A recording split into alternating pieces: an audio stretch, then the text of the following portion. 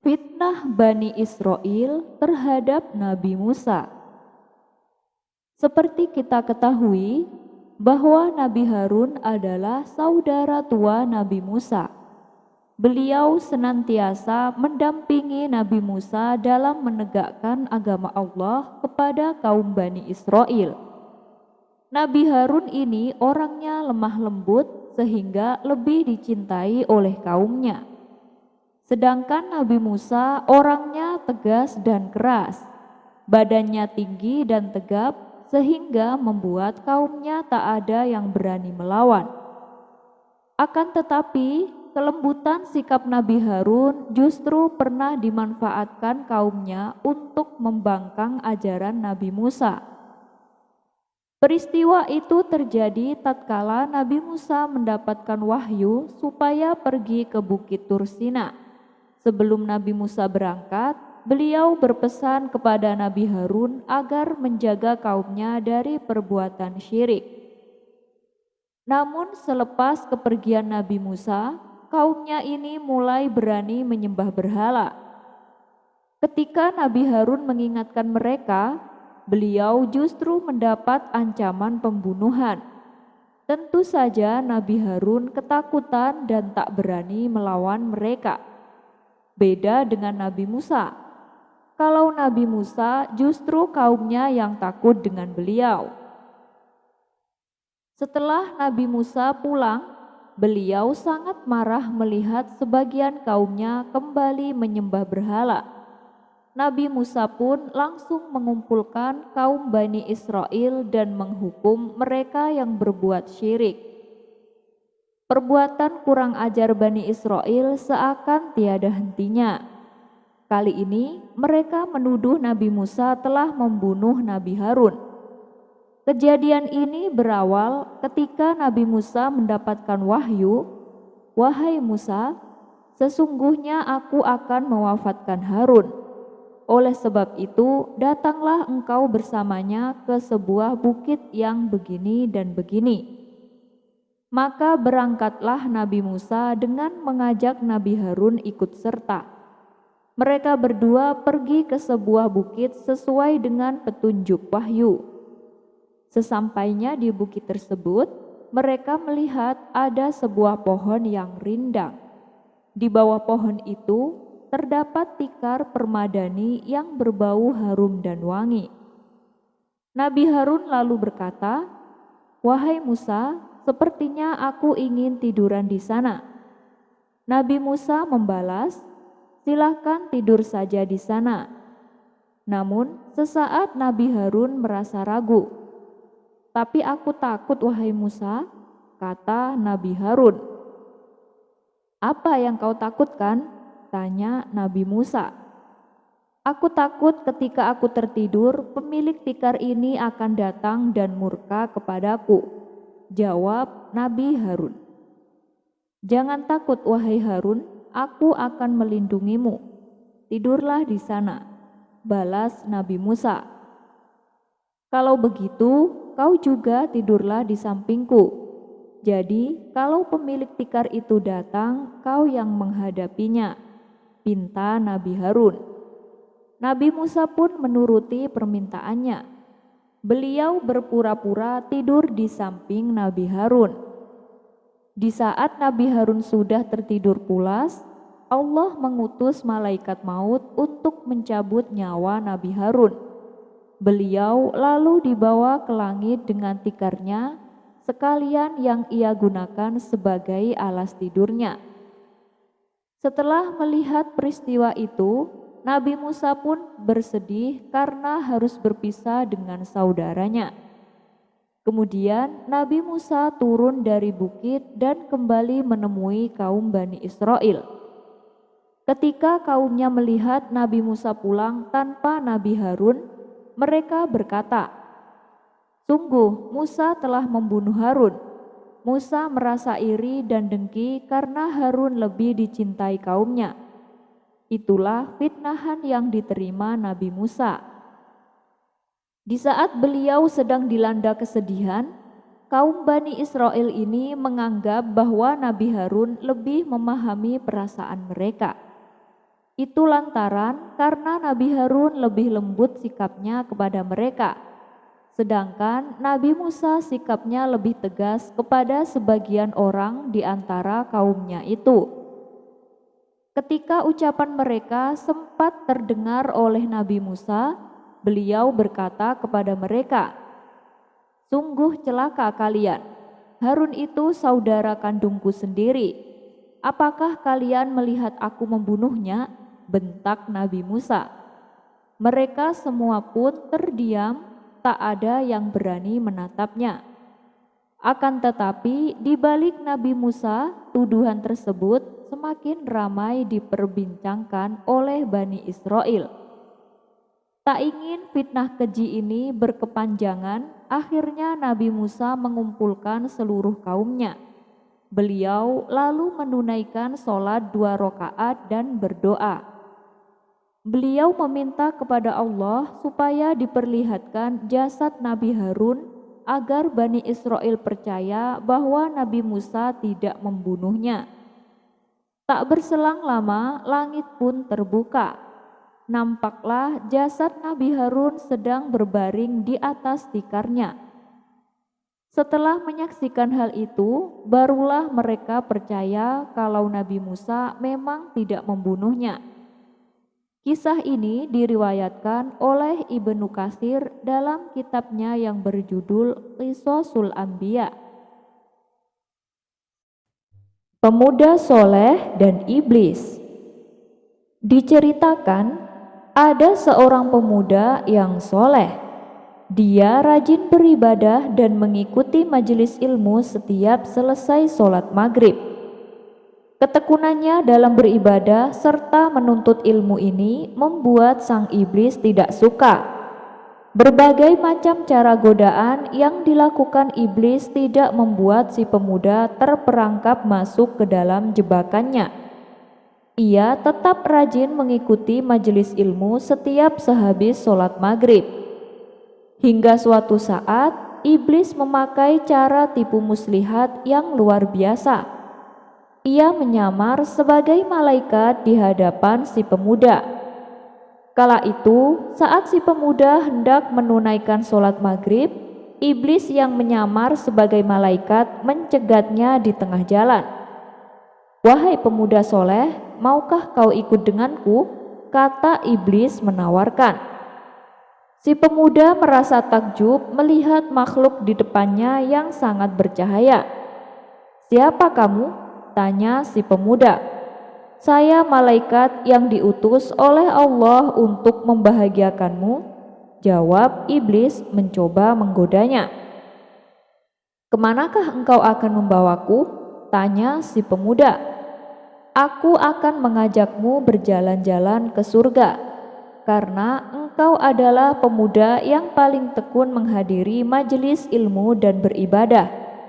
Sudah sepantasnya lah engkau mendapatkan keistimewaan ini," jawab iblis laknatullah. Kali ini si pemuda masuk ke dalam perangkap tipu daya iblis. Ia pun dibawa oleh iblis ke suatu tempat yang disulapnya seperti surga. Si pemuda diajak jalan-jalan mengelilingi taman surga nan indah di sana. Di situ terdapat sungai yang berupa madu dan susu. Saking terpesona dengan semua yang dilihatnya, tidak terasa waktu telah menjelang tengah malam. Iblis yang menyamar sebagai malaikat berkata kepada si pemuda, "Wahai pemuda, ini sudah menjelang malam. Sekarang waktunya untuk pulang," ajak iblis. Ia pun mengantarkan si pemuda sampai di depan rumahnya. Sebelum berpisah, pemuda berkata, "Sebenarnya aku masih belum puas di dalam surga. Maukah engkau mengajakku lagi?" tanya si pemuda. Iblis pun menjawab, "Aku bisa mengajakmu setiap hari sebelum waktu maghrib. Tapi ada syaratnya. Kamu tidak boleh menceritakan hal ini kepada siapapun." "Baik, saya tidak akan menceritakan kepada siapapun," balas si pemuda. Esok harinya, menjelang waktu maghrib, iblis yang menyamar menjadi malaikat kembali dan mengajaknya ke dalam surga khayalan tipu daya iblis. Begitulah seterusnya sampai si pemuda kini tak lagi mengikuti jamaah sholat maghrib dan menghadiri majelis ilmu. Suatu hari, gurunya mendatangi rumah si pemuda untuk menanyakan keadaannya. "Wahai anakku, mengapa kini engkau tak lagi menghadiri majelis ilmu? Apakah engkau sedang sakit?" tanya gurunya. "Maaf guru, saya sekarang tidak bisa lagi menghadiri majelis ilmu. Saya bisa menghadirinya kalau selain waktu ba'da maghrib," jawab si pemuda. Sang guru yang bisa membaca isi batin si pemuda mulai curiga, tapi ia tetap tersenyum. "Apa alasanmu tidak bisa hadir?" tanya gurunya kembali. "Maaf, saya tidak bisa mengatakannya. Ini rahasia," balas si pemuda. "Wahai anakku, aku ini gurumu. Ceritakanlah kepadaku," pinta gurunya. Si pemuda akhirnya bercerita bahwa setiap menjelang maghrib, dia diajak oleh malaikat masuk ke dalam surga. Mendengar itu, sang guru hanya tersenyum. Meskipun ia tahu bahwa yang mengajak si pemuda bukanlah malaikat, melainkan iblis laknatullah. Tapi sang guru tidak langsung menceritakan yang sesungguhnya. Dikhawatirkan si pemuda akan membantahnya dan tidak akan lagi mempercayai gurunya, yang justru akan berakibat si pemuda menjauhi gurunya. Maka berkatalah sang guru kepada si pemuda, "Wahai anakku, jika malaikat tersebut mengajakmu ke surga lagi, tinggallah engkau di sana dan jangan mau keluar. Surga itu tempat yang kekal. Bukankah surga tujuan akhir dari kehidupan manusia?" ujar gurunya. Si pemuda sejenak terdiam. Kemudian ia berkata, "Tapi aku takut guru." "Kenapa harus takut? Surga itu tempat kesenangan. Percayalah padaku, malaikat tersebut tidak akan mencelakakanmu. Katakan padanya bahwa engkau ingin tetap di surga dan tak mau keluar lagi," kata sang guru berpesan. Keesokan harinya, saat menjelang maghrib, seperti biasa iblis menjemput si pemuda di depan rumahnya dan mengajaknya masuk surga khayalan tipu daya iblis. Si pemuda melihat banyak pemandangan yang menakjubkan. Ia juga disuguhi berbagai macam kenikmatan hingga tak terasa waktu telah menunjukkan tengah malam. Si iblis lalu mengajak si pemuda untuk pulang. "Wahai pemuda, mari kita pulang, waktunya sudah habis," ajak iblis kepada pemuda. Sesuai dengan pesan gurunya, si pemuda menolak ajakan iblis. "Tidak mau, aku ingin tetap di dalam surga." Seketika iblis kaget mendengarnya. Si iblis lalu membujuknya berkali-kali agar si pemuda mau menuruti ajakannya. "Mari kita pulang saja, besok kita bisa kesini lagi," rayu iblis kepada si pemuda. Akan tetapi si pemuda tetap teguh pendirian, ia tidak mau keluar dari surga. Karena tak berhasil membujuknya, dengan perasaan kesal, iblis lalu meninggalkan si pemuda sendirian. Pada saat si pemuda tetap pada khayalannya, tibalah waktu fajar. Tiba-tiba semua pemandangan indah yang dilihatnya menjadi berubah. Bau busuk mulai tercium, sangat menyengat. Si pemuda tersadar dan kaget. Ternyata ia sedang berada di atas tumpukan sampah di sudut perkotaan. Ia pun lalu mengadukan peristiwa tersebut kepada gurunya. Sang guru kembali hanya tersenyum mendengar pengaduan muridnya itu. "Sebenarnya aku sudah tahu dari awal tapi aku sengaja tidak menceritakan yang sesungguhnya, karena engkau pasti akan membantahnya dan malah menjauhi aku. Sesungguhnya sosok yang kau anggap malaikat itu sejatinya adalah iblis. Ia sengaja menggoda engkau agar tidak menghadiri majelis ilmu. Wahai anakku, inilah surga yang sesungguhnya, yaitu menghadiri majelis ilmu. Rasulullah Shallallahu Alaihi Wasallam bersabda, jika kamu melewati taman surga, maka hendaklah engkau duduk di situ. Dan yang dimaksud taman surga oleh Rasulullah adalah majelis ilmu. Kata sang guru menjelaskan. Menangislah si pemuda mendengar penjelasan gurunya. Ternyata selama ini ia telah masuk perangkap tipu daya iblis. Dan sejak saat itulah si pemuda berjanji akan lebih giat menghadiri majelis ilmu. Kisah ini diceritakan oleh Habib Umar bin Muhammad bin Hafid saat beliau mengisi ceramah di suatu majelis. Kisah selanjutnya dikisahkan, dahulu pada masa Bizantium, sang raja penguasa tengah menderita suatu penyakit yang mematikan. Pihak kerajaan sudah mendatangkan ribuan tabib, bahkan tabib dari negara tetangga pun juga sudah didatangkan. Namun tak ada satupun dari mereka yang berhasil menyembuhkannya. Lalu pihak istana mengirim beberapa utusan ke setiap negeri untuk mencari obat. Salah satu utusan yang dikirim ke negeri timur bertanya kepada penduduk setempat, apakah di sini ada orang pintar yang bisa menyembuhkan berbagai penyakit? Para penduduk lalu menyarankan untuk mendatangi rumah Syekh Al-Ghazali. Setibanya di sana, utusan ini memberitahukan perihal maksud kedatangannya.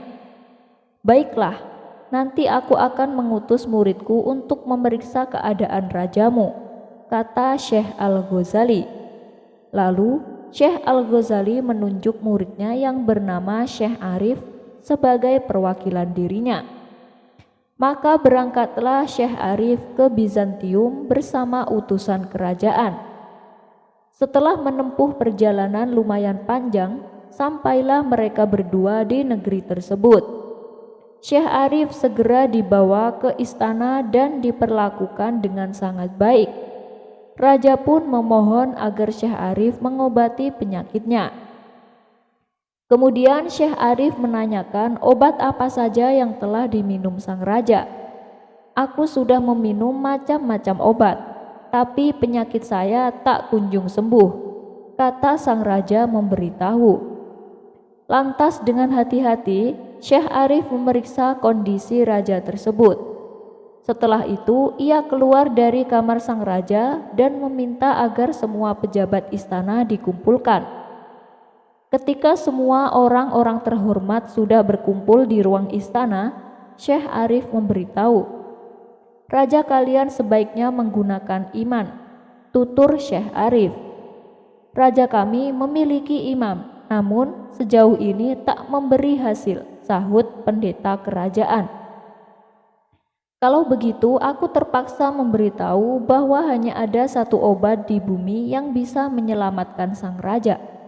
Tetapi aku tak mau mengatakannya, sebab obat itu sungguh mengerikan, kata Syekh Arif.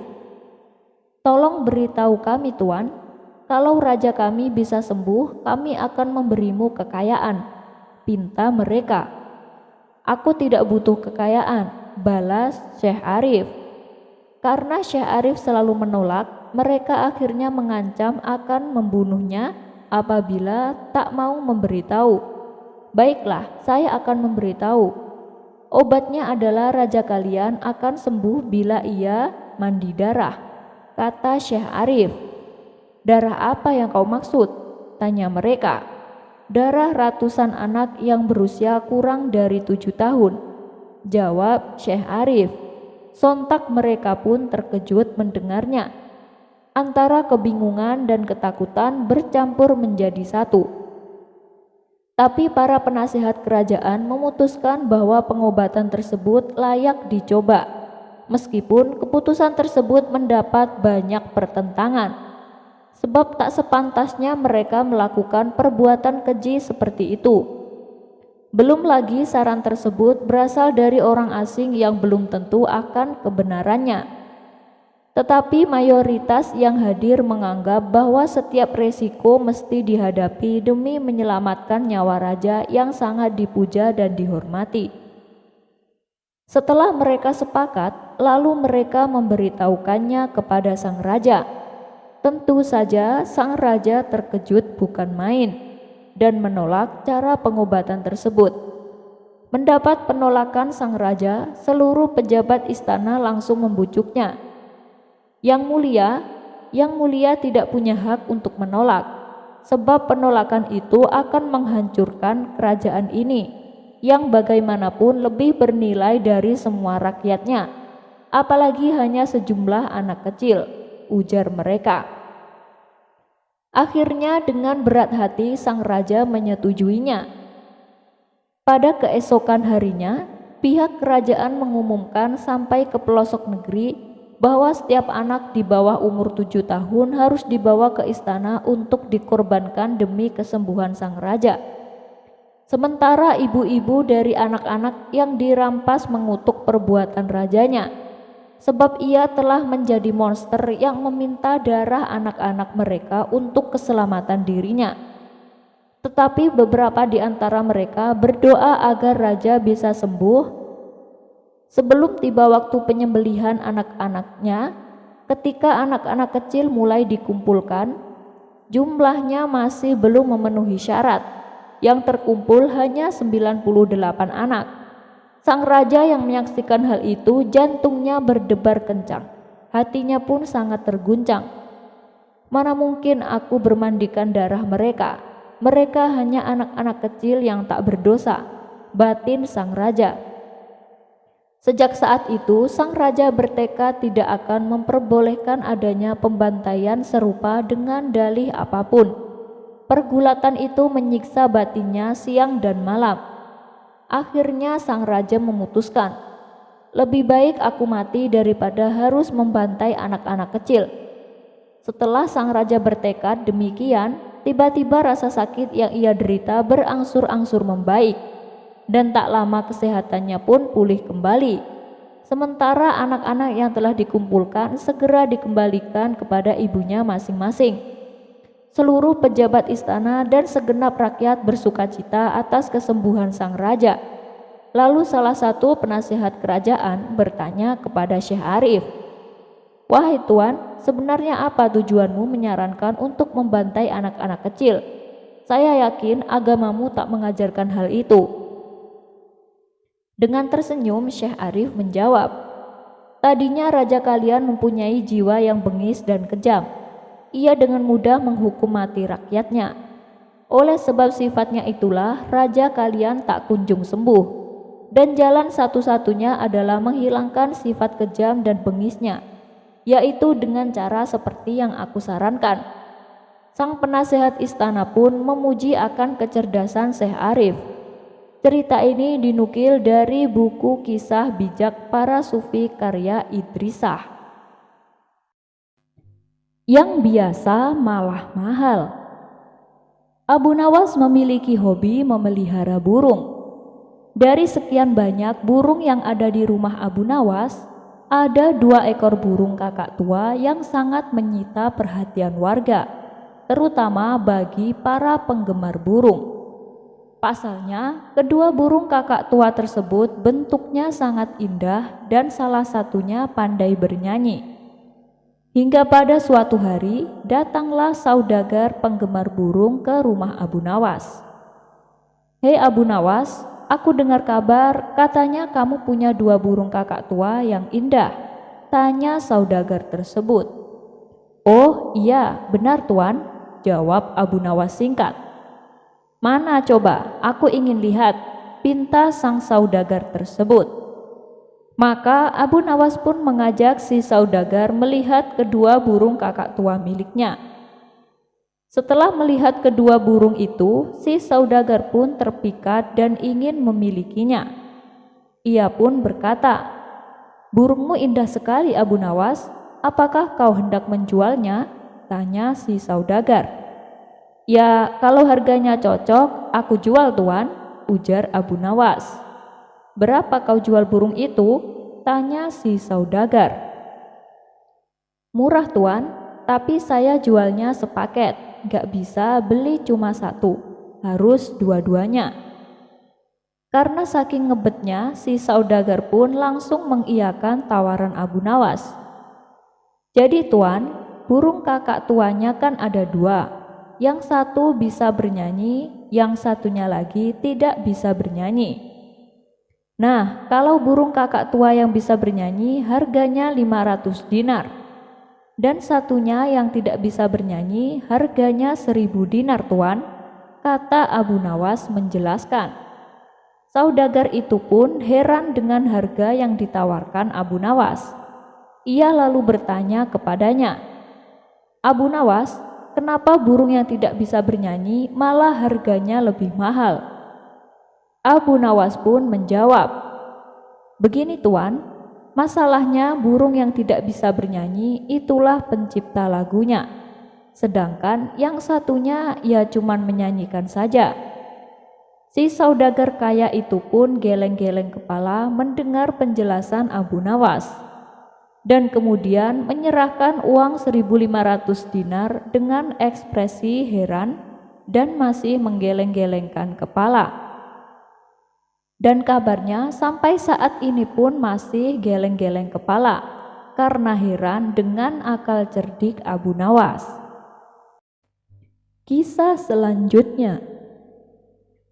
Dikisahkan, di kampung seberang ada seorang rohib yang terkenal religius. Orang-orang di sana menganggap bahwa sang rohib bisa mengetahui hal-hal yang gaib. Tak pelak dirinya menjadi panutan warga. Banyak orang yang berdatangan untuk meminta doa, ada juga yang meminta untuk diramal masa depannya. Sang rohib sesumbar bahwa dialah jalan menuju surga. Barang siapa ingin selamat dari siksa api neraka, maka harus menurut apa yang dikatakan oleh sang rohib. Tentu saja, hal ini membuat orang-orang ingin menjadi muridnya. Sang rohib menyebarkan ajarannya bukan hanya di kuil tempat ia menginap, melainkan juga di pasar-pasar yang penuh dengan keramaian. Suatu hari, sang rohib melancong ke daerah Abu Nawas. Ia bermaksud untuk menyebarkan ajaran miliknya. Setelah memasuki gerbang kota Baghdad, ia berjalan menyusuri lorong-lorong kota dengan berpakaian layaknya orang suci. Sang rohib berjalan menggunakan tongkat di tangannya. Karena baru pertama kali memasuki kota Baghdad, ia terlihat kebingungan. Ia tak tahu jalan arah menuju pasar. Beberapa kali ia mondar-mandir tepat di depan rumah Abu Nawas. Abu Nawas yang kebetulan sedang duduk di depan rumahnya terus memperhatikan sang rohib, hingga timbullah perasaan curiga pada diri Abu Nawas. Gerak-geriknya sangat mencurigakan, tapi sepertinya dia bukan maling. Masa maling berpakaian seperti orang suci, pikir Abu Nawas dalam hati. Karena penasaran, Abu Nawas pun menegurnya. "Wahai Tuan, sepertinya Anda bukan orang sini." "Siapa Anda?" tanya Abu Nawas. "Anda benar, saya memang bukan orang sini. Saya adalah seorang rohib," jawab orang tersebut. "Rohib? Apa itu rohib?" tanya Abu Nawas kembali. "Rohib itu adalah orang yang membimbing manusia menuju jalan ke surga," kata sang rohib menjelaskan. "Oh begitu ya, tapi dari tadi saya perhatikan Anda terlihat sedang kebingungan. Sudah beberapa kali Anda mondar-mandir tepat di depan rumah saya. Memangnya Anda mau kemana?" tanya Abu Nawas. "Saya mau berdakwah di pasar, tapi saya tidak tahu kemana jalan arah menuju pasar," jawab sang rohib. Mendengar jawaban tersebut, spontan Abu Nawas tertawa. Hal ini membuat sang rohib menjadi emosi. Ia merasa harga dirinya direndahkan. "Kenapa kamu tertawa? Kamu mengejek saya," bentak sang rohib. "Bukan begitu, Tuan. Anda jangan salah paham," balas Abu Nawas mencoba menenangkan. "Lalu kenapa kamu menertawai saya?" tanya sang rohib bertambah emosi. "Begini, Tuan, saya cuma tidak habis pikir. Anda kan mengaku sebagai rohib, orang yang katanya bisa membimbing manusia menuju jalan ke surga. Bagaimana Anda bisa membimbing manusia ke jalan surga, sementara jalan menuju pasar saja Anda tidak tahu?" celetuk Abu Nawas. Wajah sang rohib mendadak berubah pucat karena menahan rasa malu. Ia pun segera pergi meninggalkan Abu Nawas. Melawan raja kafir. Dikisahkan ada seorang raja kafir yang terkenal dengan sifat kejamnya, sehingga banyak rakyatnya yang menjadi menderita dan senantiasa dicekam ketakutan. Ambisi sang raja tersebut ingin tenar dan terkenal seperti halnya Raja Harun ar-Rasyid. Tapi sayangnya, ia menggunakan cara yang salah. Kalau Raja Harun ar-Rasyid terkenal karena memang beliau adalah raja yang bijak dan sayang kepada rakyatnya. Sedangkan raja yang satu ini justru terkenal dengan kekejamannya. Suatu ketika, atas perintah Raja Harun ar-Rasyid, Abu Nawas pergi ke negeri di mana raja kejam itu berkuasa.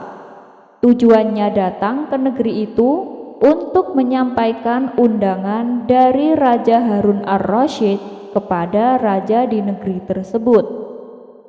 Dan ketika Abu Nawas mulai memasuki kota, tanpa sengaja ia berpapasan dengan rombongan kerajaan.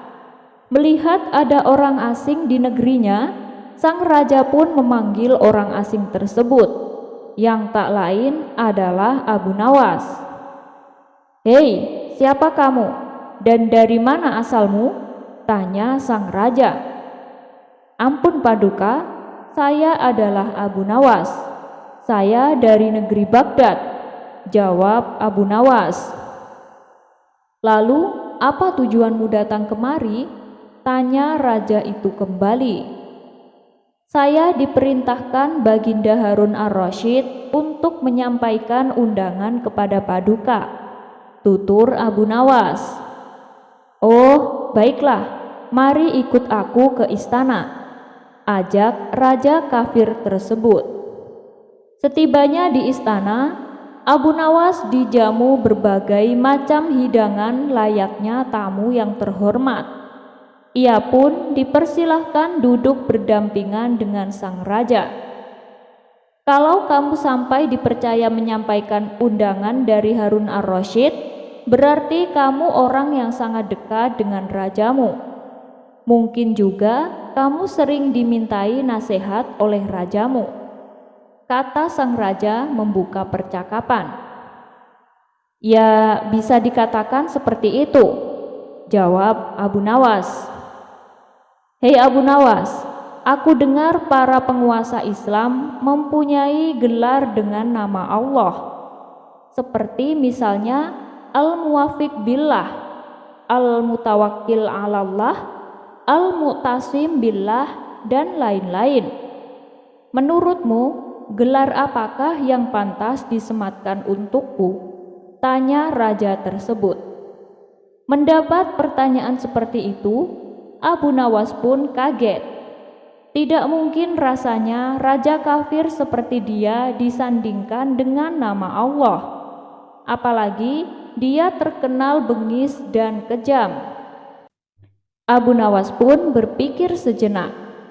Tak lama kemudian ia menemukan jawabannya. "Begini Paduka, saya kira gelar yang paling pantas untuk Anda adalah Na'udzubillah," jawab Abu Nawas. "Oh, begitu ya," balas sang raja mengangguk. padahal tidak paham artinya. Aku ada pertanyaan lagi nih Abu Nawas. Setiap benda yang ada di dunia ini pasti kan ada harganya. Menurutmu berapakah hargaku? Tanya sang raja itu kembali. Kali ini Abu Nawas menjawab sekenanya tanpa banyak berpikir. Kalau saya taksir, harga paduka sekitar 100 dinar, jawab Abu Nawas.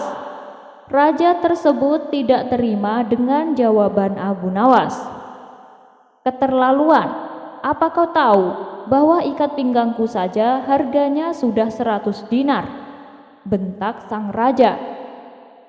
Tepat sekali paduka, jawab Abu Nawas.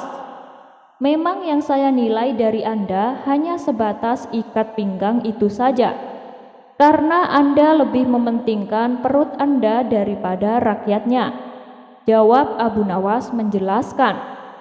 Sang raja pun hanya terdiam karena ia memang mengakui hal itu. Oh ya Abu Nawas, sebelum engkau pulang, aku ada pertanyaan satu lagi, ucap sang raja kepada Abu Nawas. Silahkan paduka, saya siap menjawabnya, balas Abu Nawas. Menurut keyakinan agamamu, kalau aku mati kelak di akhirat, apakah aku ditempatkan bersama orang-orang yang mulia atau orang-orang yang hina? Tanya sang raja penasaran.